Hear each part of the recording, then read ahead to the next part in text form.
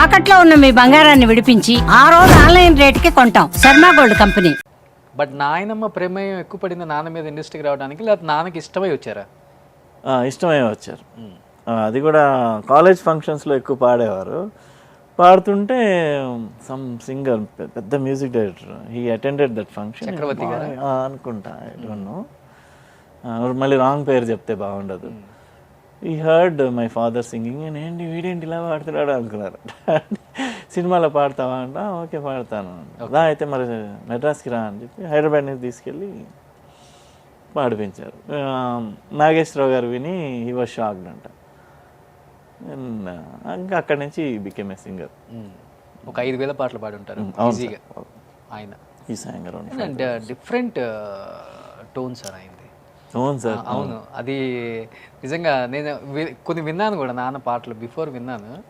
అందరు సింగర్స్ కన్నా ఇది డిఫరెంట్గా ఉంటుంది, కొంచెం డిఫరెంట్గా ఉంటుంది. అవును. నాన్న పాట ఏదైనా ఒకటి మంచిది గుర్తుంది మీకు తెలుగులో? పాండురంగనామం పరమ పుణ్యధామం, పాండురంగనామం అదే మోక్ష తీరం, వేదసారం మధురం మధురం, పాండురంగనామం పరమ పుణ్యధామం. పాండురంగ సన్నిధి మాసిపోని పెన్నిధి, పాండురంగ సన్నిధి మాసిపోని పెన్నిధి. భక్తజనులారా అందుకోండి రామ్ రామ్, అందుకోండి రామ్ రామ్. పాండురంగ హరి జై జై, రామకృష్ణ హరి జై జై. సూపర్. రజనీకాంత్ గారు ఇండస్ట్రీకి ఇంకో సింగర్నే రానియకుండా యాక్టర్ని తీసుకొచ్చారు సార్. నాకు ఇదే బాగుంది sir, I'm happy like this. But నాన్న మీ సక్సెస్ఫుల్ లైఫ్ చూశారు కదా బానే? చూసారు, బట్ ఈ సెకండ్ వింగ్ చూడలే. అప్కమింగ్ ఉంటుంది, అప్రైజింగ్, అది పాపం హీ జస్ట్ డైడ్ కరెక్ట్గా ఆ టైంలో.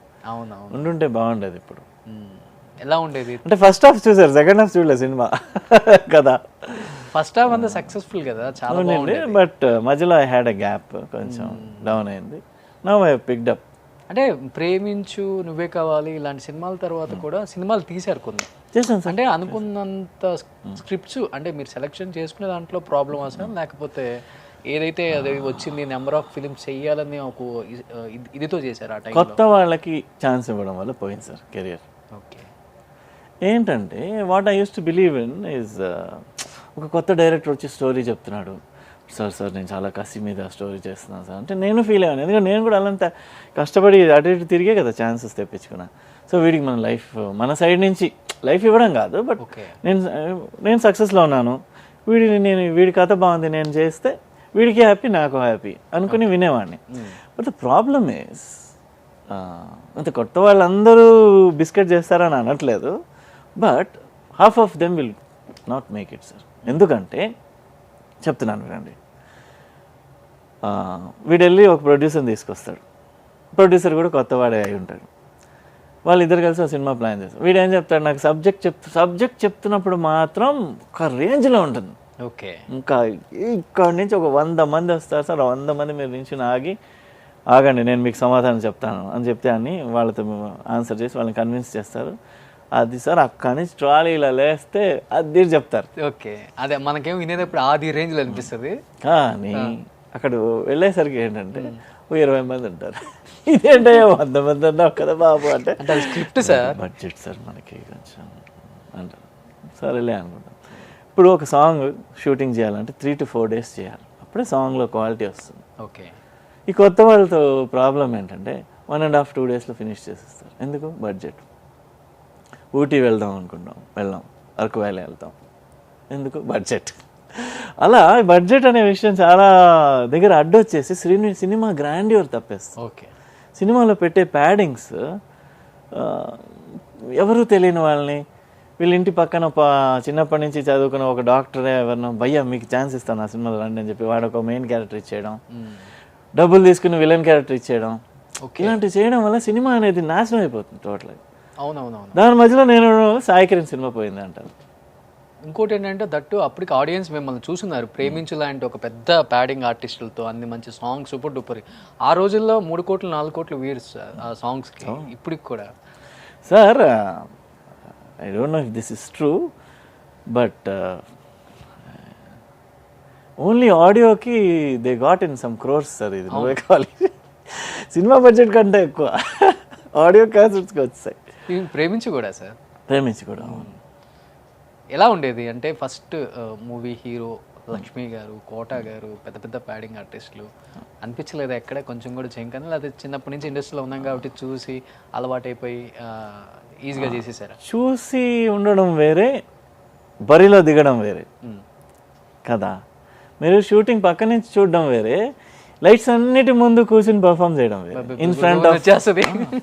అది కూడా కోట గారు లాంటి ఆర్టిస్ట్ ముందు చేయాలంటే భయం వేస్తుంది. ఎందుకంటే వాళ్ళ డైలాగ్ అంత గట్టిగా కాన్ఫిడెంట్గా చెప్తున్నప్పుడు మనం ఎక్కడ మిస్ అవుతామో అని ఒక చిన్న స్టార్ట్ అవుతుంది. ఏమన్నా ఒక మాట అటు ఇటు అయితే నవ్వుతారేమో, ఇరిటేట్ అవుతారేమో, బై ఎక్కడి నుంచి తీసుకొచ్చారా ఇవన్నీ అంటారేమో, అలాంటి కొన్ని చిన్న చిన్న భయాలు ఉంటాయి.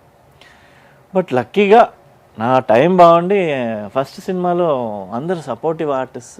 ఫస్ట్ సినిమా నువ్వే కావాలి, అన్నపూర్ణ గారు చాలా సపోర్టివ్ ఆర్టిస్ట్.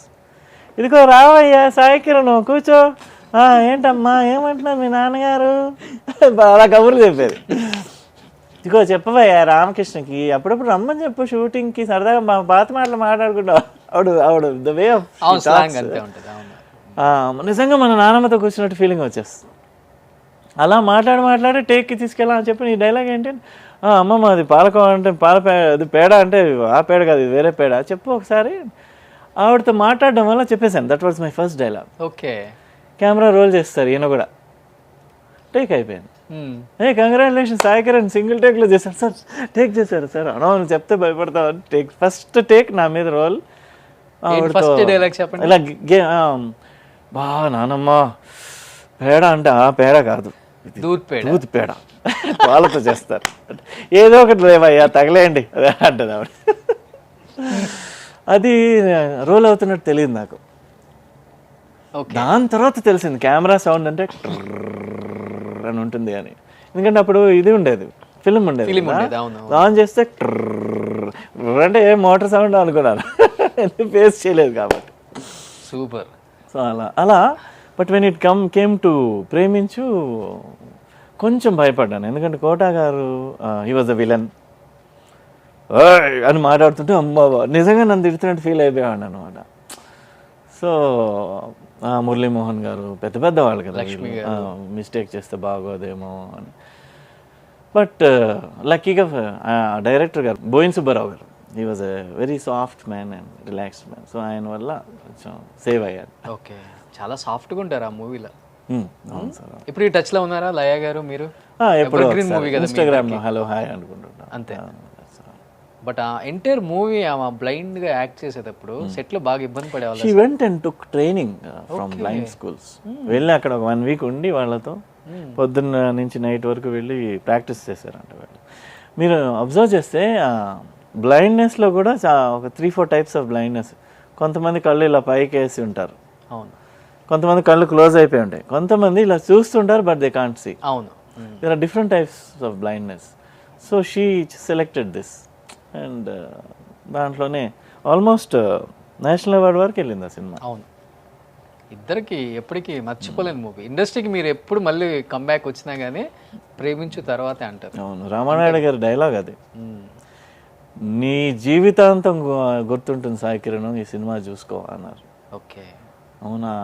ఇంకా సినిమా స్టార్ట్ అయ్యే ముందే స్క్రిప్ట్ నా చేతిలో పెట్టినప్పుడు ఆ స్క్రిప్ట్ అంటే గుర్తుకొచ్చింది. పెద్ద సినిమాలు ఎలా ఉంటాయి తెలుసా, రామానాయుడు గారి స్క్రిప్ట్ ఒక ఈ మన రికార్డ్ బుక్స్ ఉంటాయి, అలా బైండ్ చేసి ప్రేమించు ప్రొడ్యూసర్ రామానాయుడు గారు, డైరెక్టర్ బోయిన్ సుబ్రహ్మణ్యం, మ్యూజిక్ అంతా వచ్చి ఒక సినిమాని చేతిలో పెట్టినట్టు ఇచ్చారు స్క్రిప్ట్.